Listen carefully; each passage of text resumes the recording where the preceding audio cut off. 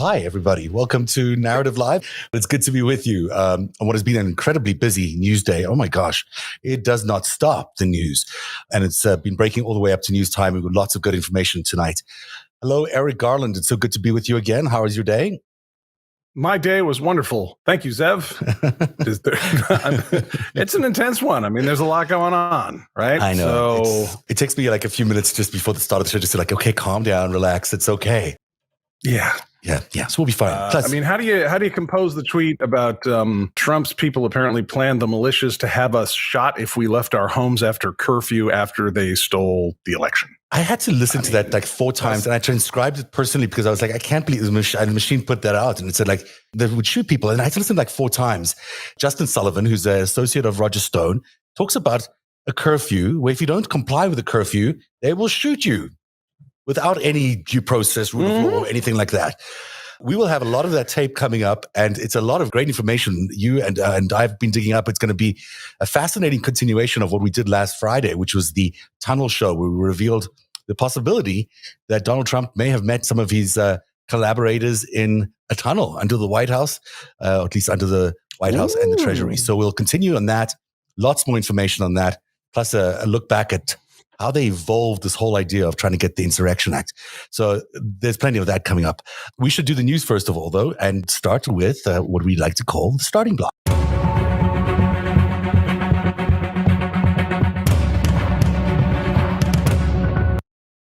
And the big news today was the final arrest after 30 hours of Frank James, who's the suspect in the Brooklyn terror attack, which happened yesterday. The subway in Brooklyn was obviously the scene of a horrific shooting and a smoke attack. 10 people were shot, but as many as 33 shots were fired in the subway before Frank James was able to make a getaway.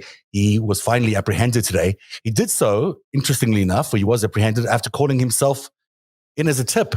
He was in the McDonald's in the East Village, and because I guess he had nowhere else to go, felt maybe the world was becoming smaller and smaller for him, as they like to say in police circles, Frank James actually called himself in as a tip. According to the AP, Frank James called police to tell them where he was and to come and get him, says the Associated Press. During a news conference, police officials said that they got a tip saying the suspect was at a McDonald's in the East Village, but they didn't say that he called himself in. So that's interesting. It is also interesting that this man has an interesting record of not liking the mayor, not liking the subway system as well in New York City. According to the indictment that was released, or statement relating to the indictment that was released earlier on today, the Department of Justice says in videos he posted publicly on YouTube before the attack, James made various statements about the New York City subway system. Among other things, James addressed statements to New York City's mayor. What are you doing, brother? What's happening with the homeless situation? And every car I went into was loaded with homeless people. It was so bad I couldn't even stand. James also made statements in sum and substance about various conspiracy theories, including that. And so the message to me is I should have gotten a gun and just started shooting. That is at least a good idea of what might be his motive. I mean, we don't know exactly his motive, but he certainly seems to have been aggrieved in some ways by the city's homeless people, the system, and the mayor. So maybe that's what he was doing. I mean, the guy obviously may not be as stable as one would want. He's got a history of being involved with the police. They've been aware of him. He's been in a transient home himself. Any number of things could have happened. But that manhunt surely is great that it's finished now. Well, I mean, amazing work by the New York Police Department, by the FBI, by all relevant agencies that helped out with this. They're all super complex situations when you get something like this.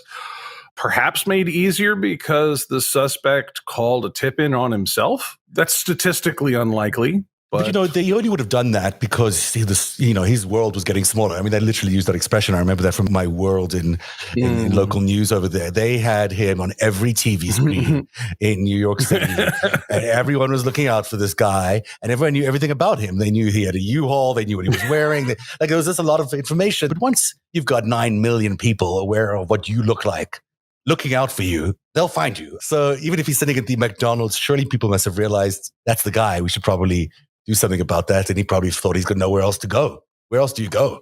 You know, he's stuck in the middle of Manhattan. You're surrounded by NYPD.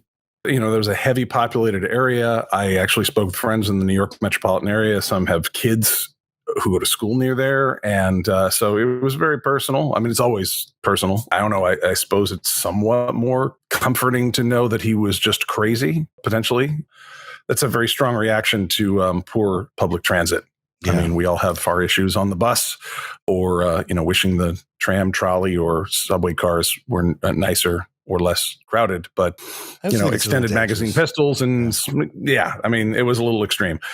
We're very lucky to have people in law enforcement and national security who can lock that up within 24 hours so that people can not only go on with their daily lives, but also know that if somebody does snap in such a way and get that violent, that situation can not only be rectified and somebody entered into the federal law enforcement and justice system, but their face put up all over, and hopefully other people who are unhappy with public transit will realize that their complaint will not last very long. When we got on the air by 7:00 yesterday evening, the police had done so much great work in terms of identifying the fact that he had got onto the R train across the way from the N train, had probably gotten off on 25th Street. That is still what they think happened. They also were able to track the U-Haul vehicle based on the credit card they found on the train, and following up on what he bought with that credit card. So they were able to track that U-Haul vehicle. They were also able to track the fact that he got onto a subway station near that U-Haul vehicle, which is what we reported yesterday. So they did that within 10 hours. And the gun, they were able to track that back, plus a lot of other information. And that's a lot of detective work going on there.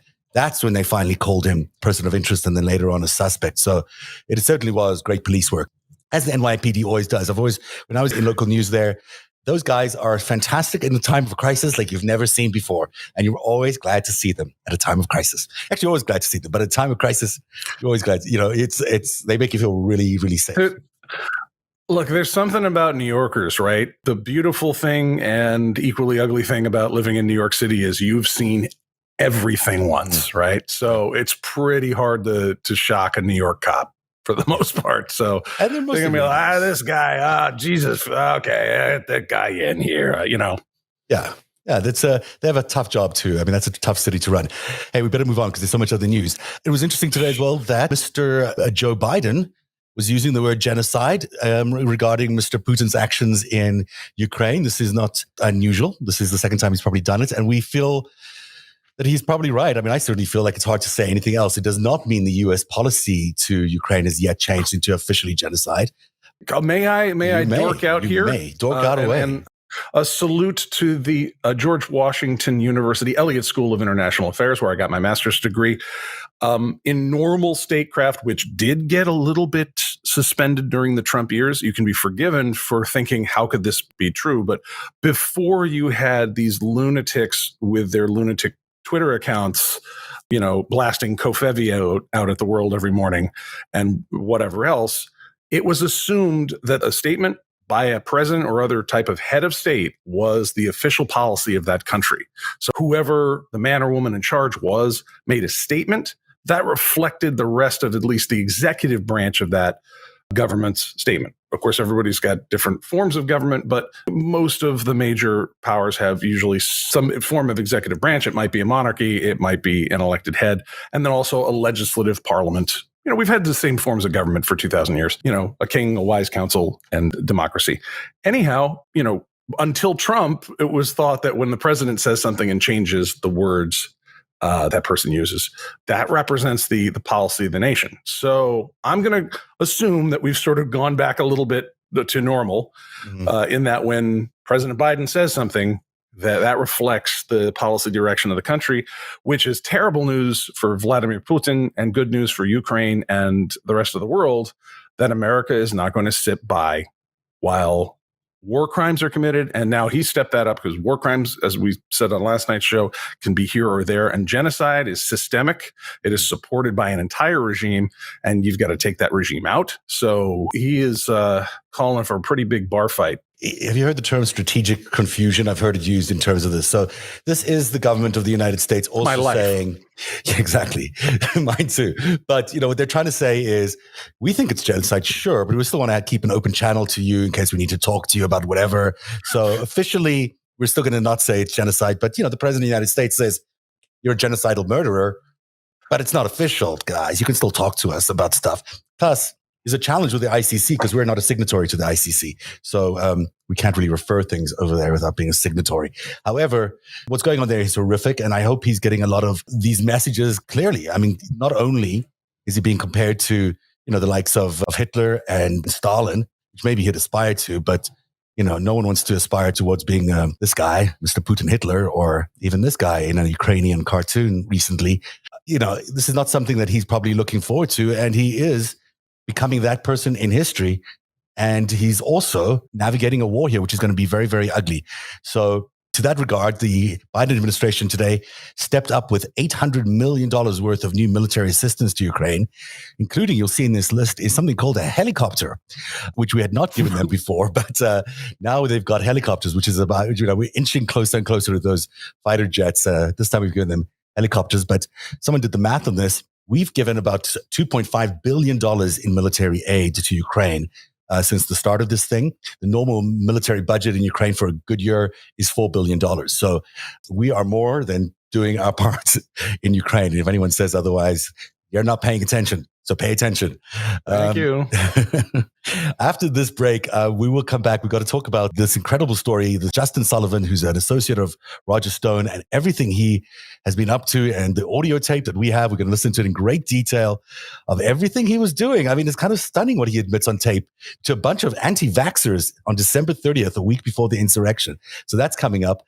Plus, I want to remind everyone that because we love you here at Narrative, if you are a patron of Narrative, you now have one of these. You have a red hotline, which means you can at any time interrupt us on the show by writing us a message or asking a question. We won't take it immediately, but I'll see it flash up in front of me right next to me on my chat module here. And you can only use that if you go to narrative.org/TV. That's narrative.org/TV. But you have to be a patron to use this red hotline. If you want to Eric or me, that's how you find us. Write us a message. But please, we're talking about actual comments related to the show. You can send us other things as well, I guess, but it would be helpful if it was actually further the content of the show. So feel free to use it right now. Go to narrative.org/TV, write a message to us. We'll flash it up on the screen. And thank you very much to the folks at Patreon and all our patrons for providing us all the funding that we need. We don't have enough, but at least we have what you've given us, which is great to keep all our narrative content alive. So we're going to take a quick break, and I'll be right back after this with some news about our big sponsor for tonight's show, which is AG1 Athletic Greens. We'll be right back with that. It seems that every day there's a new health threat. And in fact, just today, they were telling us that the mask mandate is back on for another few weeks if you're traveling. One of the best ways you can reclaim your immune system is eating healthy. Well, how do you get all the vitamins and nutrients you need in a convenient, affordable way? That's why I'm currently doing a 30-day self-imposed Athletic Greens Challenge. The plan is simple. You take the AG1 supplement throughout April. At least I take it, and I track all my increases in energy levels, overall well-being, see if my immune system feels better. Today is day 10. It's just one scoop in a cup every day, including water or anything else you want to mix it with. It's kind of amazing because you don't have to take any other vitamins, no other pills, no other supplements. It's got everything you need in one of these AG1 sachets that you put in mixed with water. And it tastes pretty good. A lot of people have a lot of concern around how AG1 tastes or how green drinks taste in general. AG1 tastes really good. It's a kind of sweet taste. It's very refreshing, really good drink. So I highly recommend it. Plus, 10 days in, I should say, I've noticed a real boost in my energy levels. My memory is better. I feel much healthier. AG1 is engineered to provide all the right nutrients into just the right time. Whether you want increased energy or improved muscle recovery, they got it covered. And because they care about your wallet too, AG1 will only cost you around $3 a day, and there aren't any hidden fees. To make it easy, Athletic Greens is going to give you a free 1-year supply of immune-supporting vitamin D and 5 free travel packs with your first purchase. All you have to do is visit athleticgreens.com/narrative. That's athleticgreens.com/narrative, the way we spell narrative, NARATIV. Again, that's athleticgreens.com/narrative to take ownership of your health and pick the ultimate daily nutritional insurance. Athletic Greens, and that's our sponsor for today. Thank you very much for Athletic Greens for being here. We support you as much as you support us. Thank you so much. All right, we're back with Eric. I want to continue the pitch there. You need immune and nutritional support to help deal with the stress of what we report on narrative. You know what? It's actually really true. And athleticgreens.com/narrative. Because I have a really hard time eating all the greens that I need and all the nutrients, because I tend to eat while I'm working, and I'm working so much that I just kind of just eat my food and I forget all the healthy stuff. I'll grab a pizza or whatever it is, just because it's just easy to eat. And the greens, I think you kind of need, and you need all those things in those that you get from greens and all the vitamins and other stuff they have in AG1. Because I have been just a lot more productive and I had a lot more energy since I started taking it 10 days ago. So I'm really not, just not me just endorsing something. I totally, this is a real experience, and this is me. I'm telling you what I feel about this product. So I highly recommend it. Self-care. Brought to you by Narrative. Yeah, exactly. There you go. You got a nice voice for reading ads. Maybe you should do that. Maybe. We could do that next time.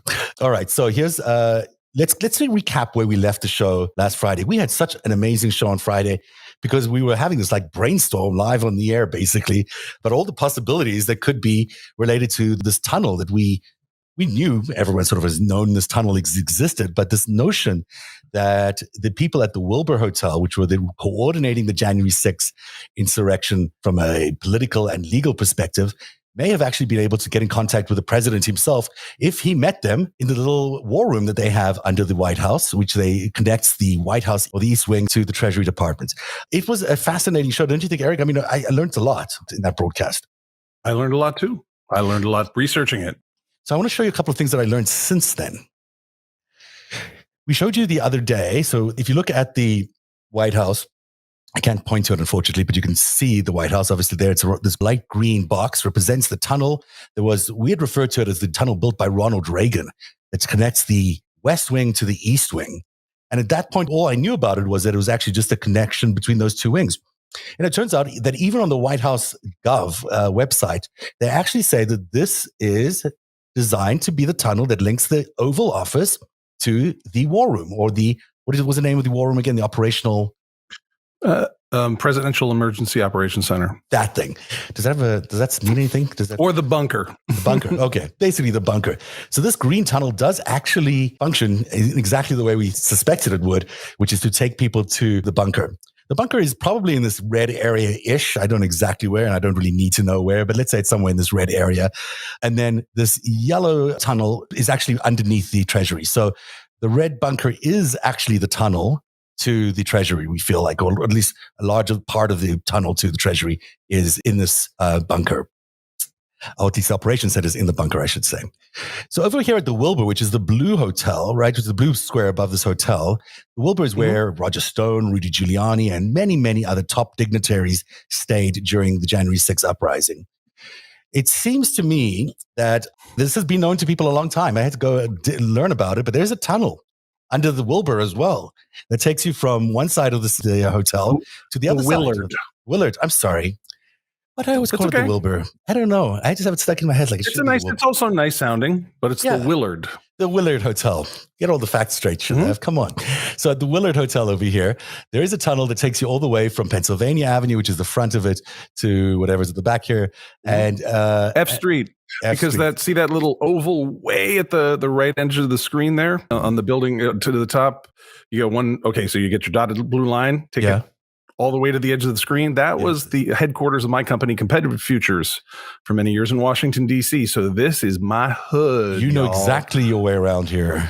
Where, by the way, I shared office space. They were in the office over with a guy named Chad Wolf, who worked for a Democratic lobbying firm. Chad Wolf was acting Secretary of DHS on January 6th, and we used to share the same water fountain. DC is a small town. Well, I mean, not only that, I mean, the Willard is one of these places that I don't know, that President Grant used to go and get drunk over there. That's apparently how they came up with the term lobbyist, because he used to get drunk in the lobby and people used to hit him up there. They would hang out at the lobby of the Willard, Yeah, so it's, there's another hotel, by the way, the Washingtonian. I think it's called the Washingtonian. I've stayed in that hotel right next to it. However, I don't think it's got the tunnel. And more importantly, it doesn't have the very sort of esteemed spy history that the Willard has. I didn't know that about the Willard either. It has a long history of being a home to spooks. So this yellow line here, you must be asking. Everybody meets there. So if you go in and you get a martini at the bar and you just look around, it's just a hot mess in there. Yeah. It's good. You're spying, basically. You walk in there, you're spying. Or you're getting drunk. I mean, you have options. Spying and drinking, multitasking. Now, you might be asking what the yellow section is here. Under the Treasury, there is actually a myriad of tunnels, believe it or not just the ones we can see or are known. There are many, many others which are unknown. This yellow one is one of the known ones, and actually is the entrance into the White House proper that exists off campus. And you can look it up. All the details are out there in the web somewhere. But it's interesting to me that it goes all the way down this street. I don't even know what that is. But then it connects into White House under the Treasury. That street, that's going to be 15th. So I'm going to just surmise, and I have no idea if this is true or not, but it seems like it's quite possible that the tunnel leading into the end of Willard Hotel on F Street maybe connect to this other tunnel or these other tunnel networks that exist underneath the Treasury. And maybe you wouldn't even have to go above ground to get into the Treasury. You could probably, if you knew your way, if you knew the right passcode or the right knock on the door, you might be able to find your way all the way from the Willard to the Treasury. Okay, so some logistical reality about Washington, D.C. Anybody who lives in D.C., works in D.C., knows what I'm talking about. Parking there is insane. There's something like the White House where when you got to get there, you got to get there. There's only a few dignitary, a few of the top staff that are going to have like a driver every morning that picks them up and takes them in. That's going to be like chief of staff, national security, top of the White House counsel, top people that get their own car. Otherwise, you got to drive in like every other schmuck. So traffic in DC is gnarly, but you still need to get to work with as much logistical facility as possible. So the existence of these tunnels makes sense that you're going to have parking somewhere else because parking's a bear. Once you've lived there for 2-3 years, you could parallel park, an 18-wheeler truck into a bag of chips. I mean, you can do anything, but there's a lot of people who work in and out of these complexes and they need to get in. So the underground tunnels make a lot of sense. The blue ones there, that's where you're going to have some lesser dignitaries. Let's say you're Prime Minister of the United Kingdom or President of France. You might stay at Blair House, which would be up to the upper left. Yeah, the other side. It can't get us there, fortunately, but it's on the other side. You can't. Don't move anything. But yeah, just near. It's really close to the White House or the Hay Adams Hotel. A lot of people stay at the Willard, and you'd probably want a way to get over to those federal buildings easily. So look, I mean, there's a lot of very important people who would have to get into the Treasury, even in an emergency. I mean, imagine you were in the middle of a war or something like that. You need to get money in and out of the Treasury. That's where they used to keep all the money. I mean, there's a lot of things that you need in the Treasury, and not to mention access to the president, that you can imagine that the tunnel system under this is quite sophisticated and probably can lead you to a lot of different places in order for you to do what you needed to do, including park a car or move a dignitary inside or get money out to the, to the masses or whatever it is you needed. It makes sense that under there's a lot of tunnels. They actually used to have a money laundry in there. They used to wash the money in the Treasury. So they had a literal laundromat, the money laundromat there. Yeah, they don't do that anymore. They just let us have the dirty money, I guess. So that's the tunnel system. You're caught up to speed about what we've learned since that day, but it certainly seems like you could probably get around pretty easily from the West Wing all the way into the Willard Hotel and vice versa without anybody really knowing because your own secret passageways. So let's say you were a bunch of low-rent mobsters in your last half cup of gasoline and you're skidding into prison and you're just looking to overthrow the United States government and all of Western democracy and set all of civilization back prior to the Renaissance. Yeah. And you're over at the Willard Hotel where you probably shouldn't be. You're not even fit for there. And you needed to work with the White House. Both of these, let's say the White House was full of foreign agent scum and other just low rent criminals that need to be, interred somewhere.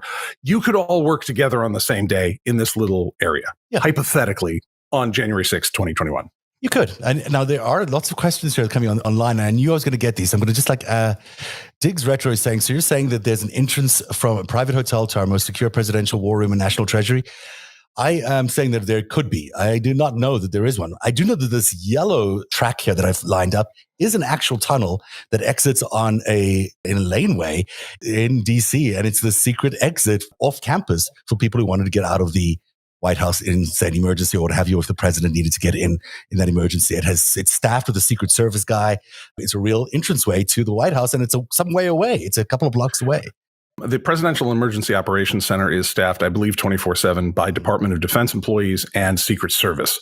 So what we're talking about is there subterranean physical communication between these areas, which, by the way, like I pointed out in the last show, is 80 yards. So if you had to come up to 15th Street, wait for the little white guy to turn white and run across the street, you're still talking like 30 seconds, a minute.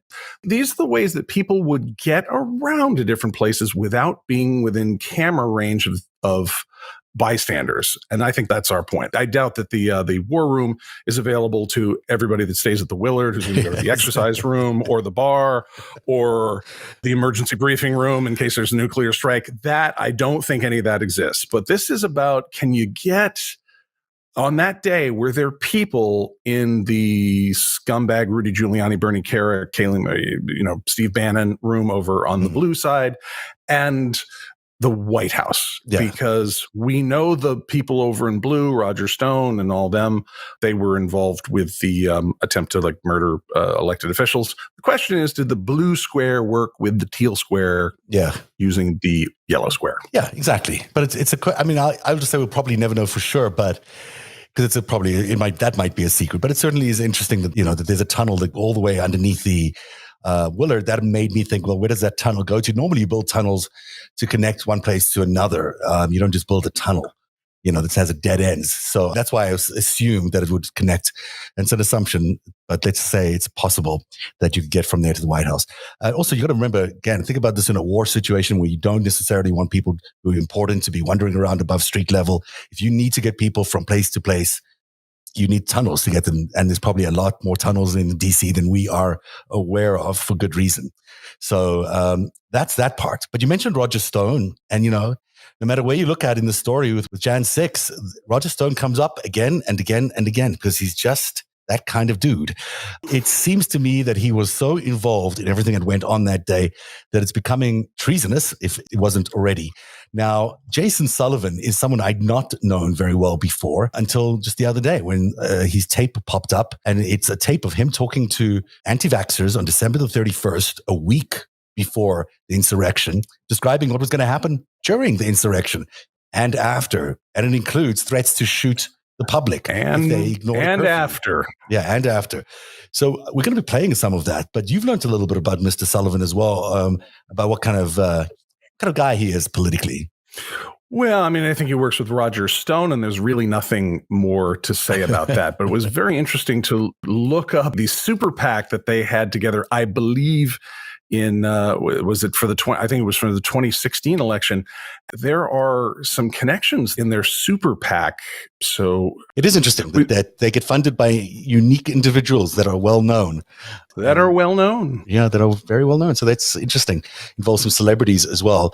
I want to listen to some of this guy's tape. We are talking about someone who's full of bravado. He apparently sounds, he claims to be himself, one of these messenger people who's able to create a message on behalf of the president or whichever other political party is giving him the money.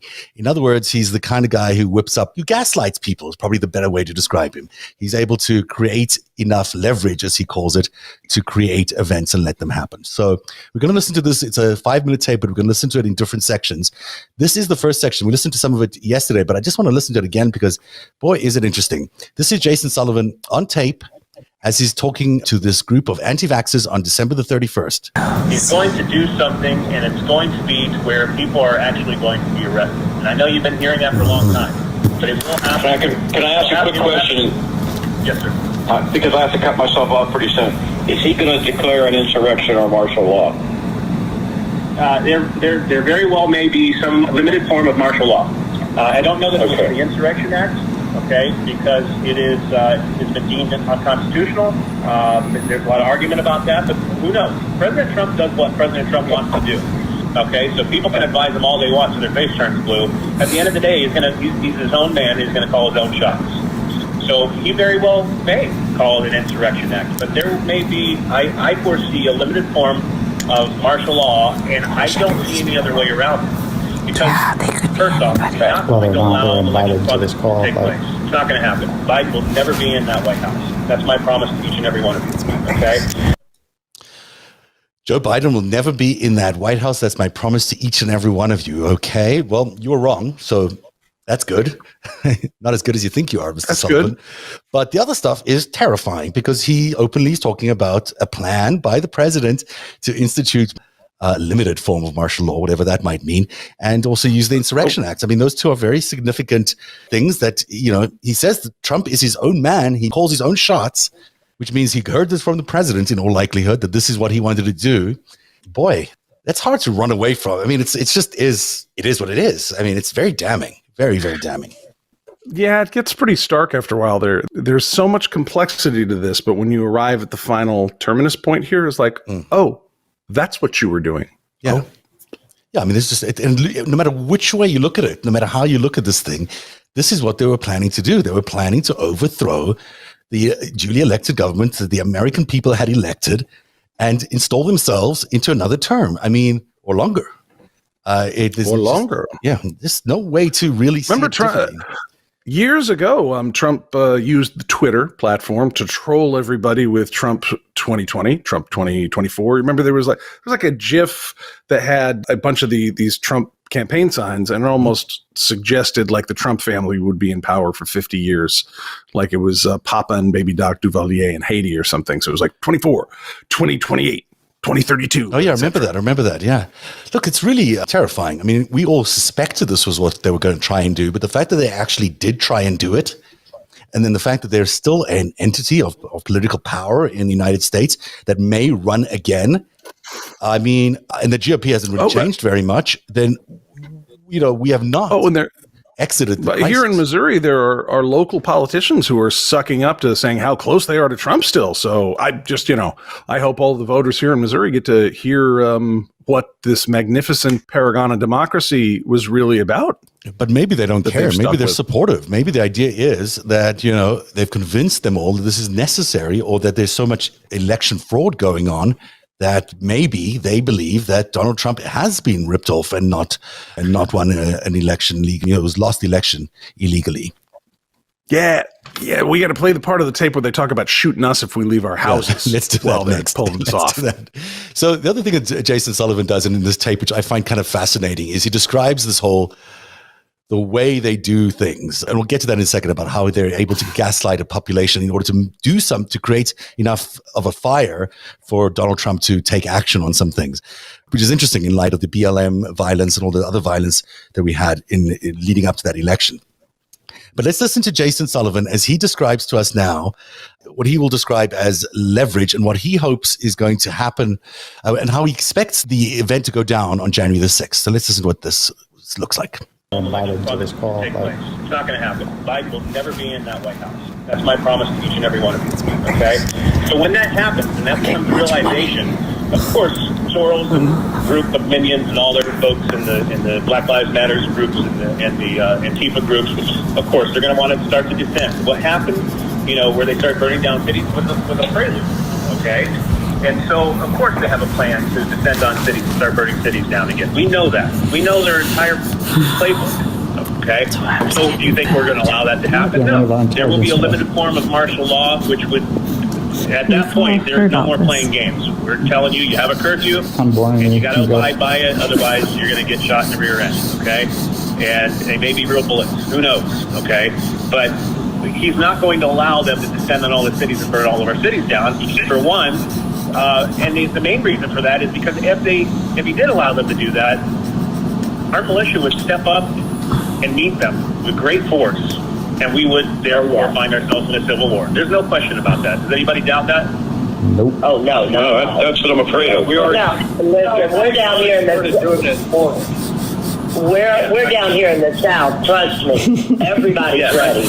Yeah, I've been there. I mean, I've got good friends in Tennessee. They got 120 acres. They're ready for World War III. I mean, everything. And that's my fallback, actually. Okay? Yeah. So, but I don't see it happening because this president has principles.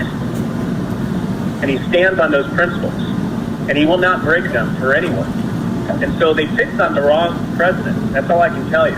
The deep state thinks that they control everything, and they practically do. But they picked on the wrong president in this case. Okay? So I encourage everybody to not panic, not worry too much. Apologize for that background noise. I encourage everybody not to panic, for one. And anybody here that's been in the military, God bless you, and again, thank you for your service. And anybody in the military would know the first people to panic on the battlefield are the first people to not make it. Okay, so I encourage you more than anything not to panic, and I understand everybody's scared. Okay, and I'm constantly talking people off the ledge every single day, and just like I'm sure all of you are as well. Yeah, we're all scared because of what you're doing, Mr. Sullivan. I mean, let's talk about that one comment in particular, which stands out. You're either going to comply with our curfew, or we're going to telling you have a curfew, and if you don't abide by it, you're going to be shot in the rear end. And it may be real bullets. Yeah, that was. And let's be real clear with the audience here. That was after they stopped the vote count and the certification of the election, possibly killing Nancy Pelosi or Mike Pence or other elected officials. Yeah. And after the, quote, quick reaction forces of the Proud Boys and the Oath Keepers, after that, there were going to be militias, check this, in multiple cities, according to Roger Stone's associate here, multiple cities. And there was going to be a curfew imposed outside of the law the Constitution of the United States and the laws we currently live under. These people were going to impose a physical curfew on American citizens, and their intention was if we did not obey them physically to stay in our homes, they would murder us. I want everyone to understand this. This was their intention. They win the election no matter what you voted, no matter what the count said, no matter what math says, no matter what science says. And when it's done, you shut up and you stay in your house, or we shoot you in the face, we shoot your children, and you shut the fuck up. That is what the Republican Party stood up for in 2016 and on through today, and that is what they need to pay for legally. Eric, you're 100% right. What they what they say or saying there is that they were going to impose martial law. They were going to get the entire National Guard deployed, which is not really what they're meant to be used for, but they were going to be deployed under the martial law statute that they were going to impose. And then they were going to impose a curfew on Americans for being out later than they should be. And if you didn't listen to their curfew, he is saying there that they would shoot you if you didn't listen. And they may be real bullets, whatever they would be otherwise. I mean, it's right. They're not even talking about that's a cover for what they were really planning, which was, World War III/Civil War here, which is they use, irregular militias because guess what? There's a bunch of Democratic governors that have control of these National Guards, right? And they wouldn't necessarily go along with that. We don't have a national military defense force within the boundaries of the United States because of the Act of Posse Comitatus. We don't have that. We have local police forces. We have state police. We have county sheriffs. We have the rule of law all over there. And we have a military that faces outward. We have intelligence services that face outward.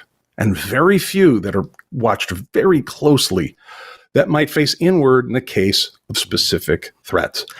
And what they're talking about, something Insurrection Act. I mean, that's a thin veil of we're going to bring our gunses out, our small, and who knows how this would have actually gone. But this was their dream. And they threatened it in 2016, and they've been talking about it as this is why we need unlimited small arms in the United States, Second Amendment, something, shoot the government. They're revealing what they really wanted to do. They are absolutely revealing. Us. Mm-hmm. They wanted to shoot us if we didn't agree with them. Mm-hmm. I mean, they're talking about, they're not talking about, and if the Democratic Party says that they're not going to leave their seat of power, or we say this guy won the Senate race and he's the one who should enter the door. They're talking about coming to your door, Zeb, my door. Well, you're in Canada, but hey, they probably would have annexed Canada. What's the thing? They may not know that Canada isn't a state. Who knows? But these guys are talking about going from house to house. Mm-hmm. And if I'm out after 9 o'clock and they said, whoever they is, well, who is they? A guy with a shotgun next to me? Somebody with an AR-15 and a bump stock who says, hey, Eric, I'm the local representative of Donald Trump. Really, he's just some psychopath we're not talking, this is not even a military coup. A military coup is when there's like the political situation falls apart, and sometimes that's because of foreign powers that step in. And then the last resort is the military. And they're like, all right, guys, post up here, here, tell everybody to go in their house. It's because the political system has fallen apart, and the military sometimes does a coup and goes, all right, we're going to set up the next set of elections, right? That's not what this would have been. This would have been, this was a peaceful land, in most ways. And, we just had an orderly election, although lots of technical difficulties and, the vote by mail all messed up and all that. But, we all went out and there weren't mass murders or warlords fighting as we were trying to vote. It's just the vote didn't come out the way some people wanted. And they weren't even going to call out the Pentagon. They're talking about militias, just average people. I think the National Guard first. I think they were talking about the National Guard, but yes, militias as well. But I think the National Guard was their initial, what they're saying here in this audio tape is what they're saying is they're going to call out the National Guard, and then the militias would join in the civil war, because the sequence of events would be something like this, that at least he's predicting. So you would have the election was stolen from Democrats in their scenario. They would take the Democrats and would be up in arms, send in their BLM activists to tear down or burn down the cities in response to the stolen elections, in which case the militias and the National Guard will be called in to suppress that and then putting up the curfew. That's the sequence of events that they were predicting was going to happen when they stole an election illegally from the American people. Who knows what would have happened? It could be something like that. It could be not something like that. But it certainly would not, that would be a point of anger for sure if the election was stolen from anyone in this election, but properly stolen, not in the way these guys were trying to do a takeover, an overthrow. I mean, we have not seen anything like this in, I don't know, it's just impossible. We haven't seen anything we've never like this seen in democracy because it doesn't happen in democracies. This doesn't happen. You elect people.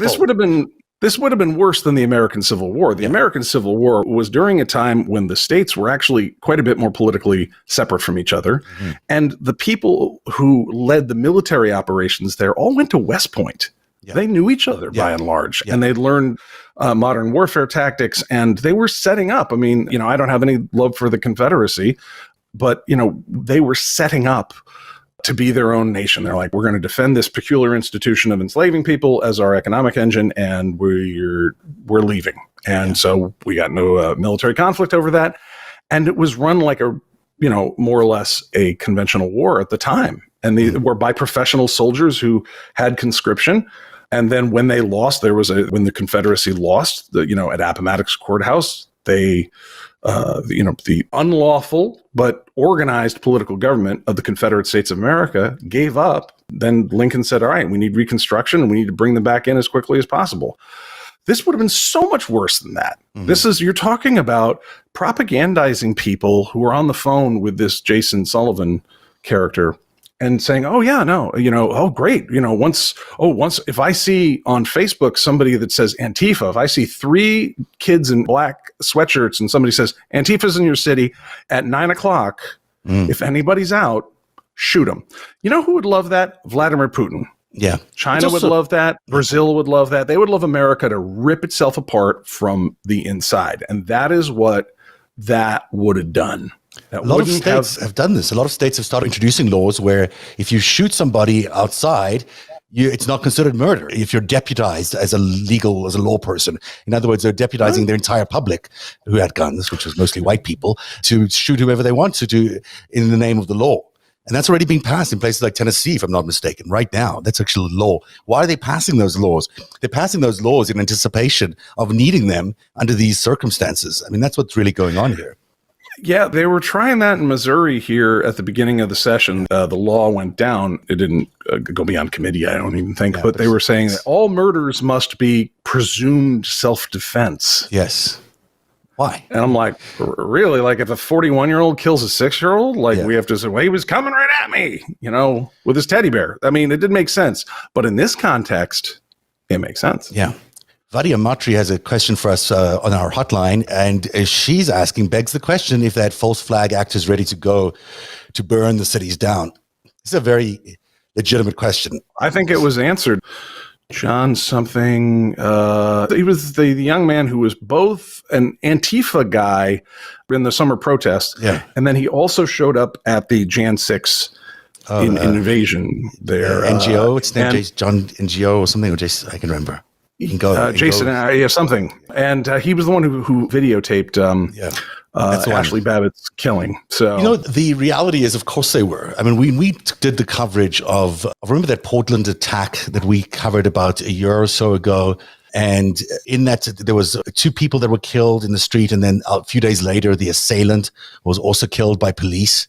Remember we did that story? It was kind of a dramatic story, one of the biggest stories in the run-up to the elections in 2020. The understanding from our coverage during that story is that there were, in fact, crisis actors. A lot of the Antifa people, when they were, when we looked inside the Antifa organizations, they were, sort of professionally run, perhaps foreign run, false flag actors, really, that were designed to inflame situations. So, if you wanted to create a situation leading up to an election where you had violence in cities, you would take these actors who were playing Antifa and have them confront their MAGA people, and you'd have conflict. Of course you'd have conflict, no doubt. At least you'd be able to create some sort of conflict. And the same thing happened in a couple of other places. A BLM as well is another interesting, look at what happened in Kenosha, right? When Rittenhouse was out there. Why was Rittenhouse out there when all these people were clashing with each other with his gun ready to shoot people? I mean, those are the kind of situations where you think this doesn't, in isolation, maybe you can understand it, but when you look at it as a trend, and where are they now? They're not out now. They were out only then.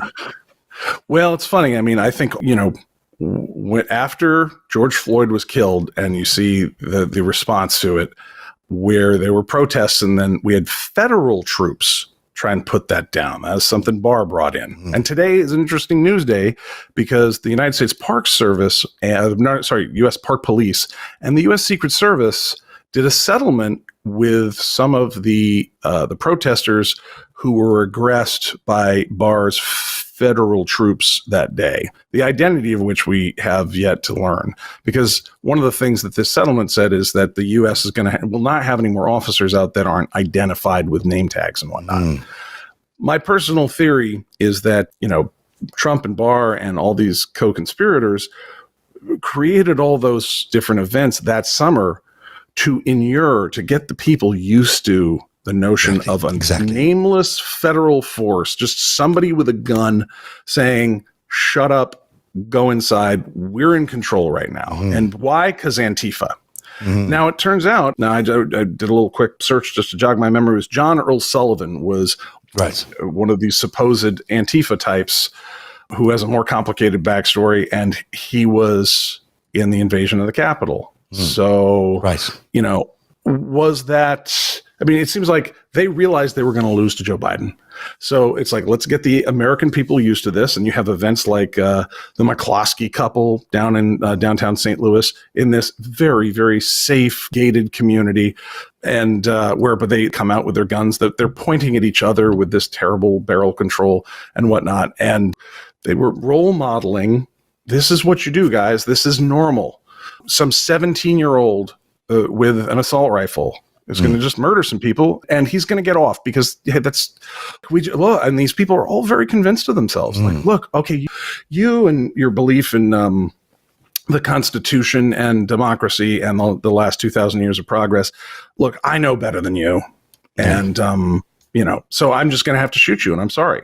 And I mean, where I'm from, that's a rabid animal that you have to put down. So one have to be careful about that kind of talk, which these people very much not been very careful about. But I think a lot of the imagery that was created that summer was to raise up these, look, you need to look, this is just how this is going to happen. These people are going to, they're going to be upset that they can't steal the election from you, and they just need to be shot, maybe by you or someone else, which is nightmarish. Let me also add to that, as you talk about all of this, it reminds me that it was Charles Bausman, a Russian agent that was amongst the many people that was helping sort of ignite this movement of white nationalism and the sort of very aggressive, far extreme right wing, and Russian spy in Pennsylvania helping make all this happen. That just adds to what you were saying earlier. I bet you Putin would be very happy with this. It would not surprise me if a lot of these militias are funded directly or indirectly from Russian sources. We certainly know the many of the white nationalist organizations were funded out of Russia. So, that just adds more interesting layers to what is a very disturbing picture.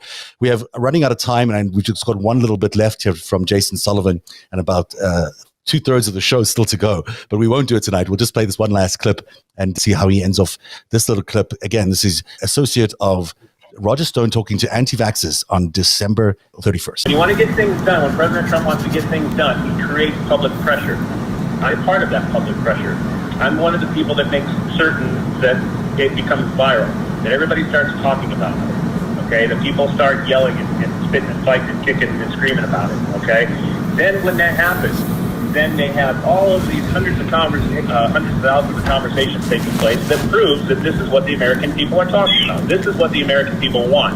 And then he uses that and has used that in many cases for executive orders. Okay? I was called by Paula White to put pressure on Mitch McConnell because Mitch McConnell wasn't going to take the Prison Reform Act to the floor. He was going to kill it.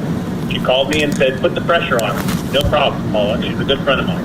We put a lot of pressure, and it was literally a day later that he caved, and he said, I'm taking the Prison Reform Act to the floor, okay? It was a miracle.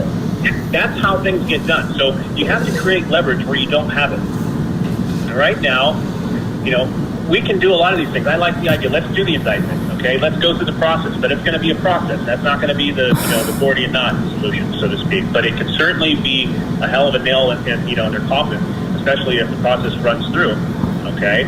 But at the same time, there's got to be a multiple front strategy. And that multiple front strategy, I do think, is descend on the Capitol without question. Make those people feel it inside, okay? So they understand the people are breathing down their neck. And we've had it, and they've got it, and we've got to be perfectly clear about it. Now, I'm not inciting violence or any type of riots or anything like that, but we need to be loud. It needs to be like Jericho, okay? We need to shout and scream to where the walls fall down at Capitol Hill. That's what this optic needs to look like. And I can promise you, I can make that go so viral, so fast, across the globe. I know people. Trust me, okay? Well, of course you could make it go viral. Anyone could make that go viral, Sherlock. I mean, that's not very, if you achieved that, it would be amazing. But let's, I keep laughing at all this because it is... he kept to his promise. Yeah. He sure did. But the whole idea there of leverage, of creating leverage, of manipulating the population to create leverage, basically. When you don't have it, just create it. So the public isn't upset about black violence. Well, create some black violence so people get upset about it. That's how you do it in Mr. Trump's universe. That's basically what he's saying. Oh, Mitch McConnell doesn't want to do the Prison Reform Act? Well, let's make him do the Prison Reform Act, who knows what kind of pressure he's talking about, but it sounds like he's talking about manipulated false events or false narratives flowing out of various places. That's certainly what it sounds like to me. What it sounded like to me is pretty clear. He's like, look, the point is to get this message out there to get Americans fighting, spitting, yelling. Mm-hmm. I mean, and he's like, I'm not trying to incite violence. Yeah, you are. That's exactly what the definition of that is. And you're a criminal and you should be indicted and you should be remanded to custody and you should be put in prison. So I imagine it's complicated because of this conspiracy. So I'm not blaming the Department of Justice for not having done it yet. But now is a wonderful time because that's incitement of insurrection. And wow, put these people in prison, all of them. And this is one of the reasons that the Justice Department has expanded its investigation recently. This particular tape that Mr. Sullivan is heard saying all these things is one of the reasons they've expanded the investigation. So, and it's interesting, it dropped sort of in the middle of yesterday's hubbub about the terror attack in New York. So it didn't get very much coverage, but I certainly hope it gets more coverage from now. I mean, the stuff that this man is saying is absolutely proof. There's no doubt in my mind. This guy is saying what it is. He's saying it a week before it happens. It shows that there's premeditation. It shows that they had a plan. It shows that they knew exactly what they wanted to do and what the intended outcome was going to be. I mean, it doesn't leave up to anything, imagination. And in this RICO conspiracy, because that's what it is, when you have a criminal conspiracy that involves this many actors at different levels, they don't need to know each other. This is a RICO seditious conspiracy that involves Ginny Thomas. Oh, yeah. The wife of a sitting, for now, Supreme Court justice. It involves Attorneys General Association. It involves this man, Mr. Michael Flynn, and his Ginny. Right. By the way, Michael Flynn's brother, I was talking to on the phone yesterday because he wanted to be interviewed on Narrative. We'll see about that. But he tells me that he and Michael Flynn went home to the hotel after the speech by Donald Trump. and that he took a nap, and he believes that, Michael Flynn went to his hotel room, and that was the last time they'd heard from, that last time. That's basically all they did that day. Sorry, Joe, I don't believe you. I mean, what's going on? There was an insurrection happening. You went to bed? You had 2 Irish coffees and went to bed? True. Treason is tiresome, but these are old men. I believe it. Certainly Mr. Michael Flynn, I find it very hard because he's the inventor of this whole thing. Of course, we know Ali Alexander, he's already turning on his former associates and he's turned state witness, but these other people are involved here too, like Mr. Ed Martin, the judicial crisis. St. Louis's Ed Martin. Yeah, we recognize Ed. How you doing, Ed? A couple of these people, like Charlie Kirk, Charlie Kirk for Turning Point, and Ralph Reed, the Get Out the Vote dude. He might also be implicated in this expanded, investigation that's going on. And here's Lisa. Conspiracy to shoot us if we stay out past 8 o'clock or whenever they tell us. Exactly. Wow, Lisa Nelson, come on down from ALEC, the Koch brothers organization, and of course these Goombas all might be. All right. Well, that's the show for tonight. I only got even a third of the way through it. I had so much research done here, and you were going to enjoy all the research because it was going to take us all the way back. But we just ended with like a call for America to go shopping for men's clothing, and just like we need better dressed villains or something. We do. Let's take them off the screen. I can't stand looking at them at all anymore. Thank you, Zev. Oh, so much better. Look how dapper you are. Look at your nice outfit. I know you have to run. A terrific show, and thanks to everyone for participating. Thank you to our patrons who tried out our new hotline. It works pretty well, and I hope you sign up to patreon.com/narrative where you can join in on the hotline conversation. It's great to have direct access to our patrons during the show so we can answer your questions. Meanwhile, thanks to you at home for being here tonight. We have maybe no show on Friday because it's Good Friday. So we'll be back. It's going to be a whole till Tuesday before we have to finish the show. There's so much good stuff here. Anyway, we'll figure it out. Eric Garland can be found at his podcast at Game Theory Today, but also at Eric Garland on Twitter. Anything else you want to share and say? And in an unmarked bunker underneath the tennis court. Oh, marked by the yellow circle, by the yellow outline, which that's classified. Yeah, that's classified. Just wanted to make sure that I knew where it was if I needed to find you. So, and that is the show for me. I'm going to be here, probably still trying to write an article based on what we've just written, but maybe not here on Friday, but we will put on something on Friday night at 7 o'clock. It might be a repeat episode or something else lovely on the show to make sure that you're not having a lonely Friday night without us. And until we see you again, which will probably be live next Tuesday, have a good night, everybody. Narrative is made possible by viewers like you. Join today and support truly independent journalism at patreon.com/narrative. That's patreon.com/narrative.